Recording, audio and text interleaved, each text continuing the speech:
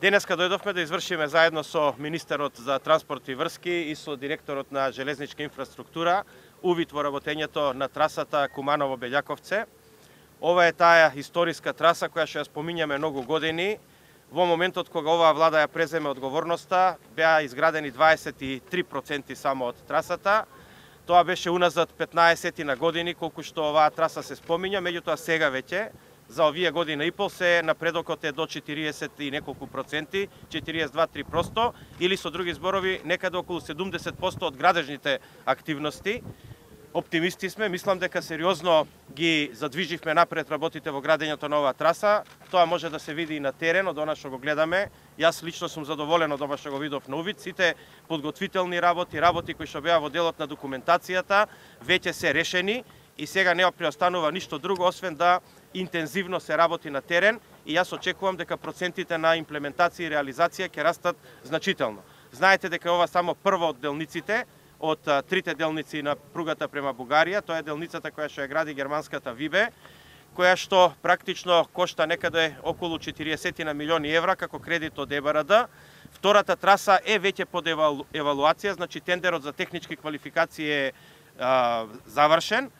Има задоволителен број на квалитетни компании кои што се имаат пријавено, евалуацијата е во тек, очекуваме дека таа ќе заврши во најскор рок и во најскор рок ќе влеземе до крајот на годината во имплементација и на втората фаза која што кошта 140 милиона евра, од кои 68 милиона евра се грант од West Balkan Investment Fund, односно од во рамките на Берлинскиот процес, и остатокот е кредит повторно од ЕБРД.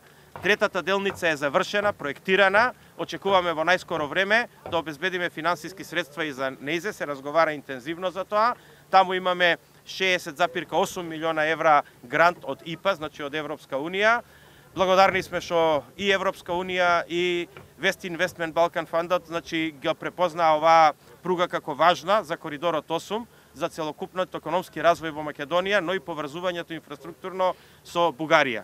Целата делница ќе кошта над 580 милиони евра, значи од Куманово до бугарската граница, што 100 најскап е последниот дел, кој што е во планините, бидејќи тој ќе биде само виадукти и тунели.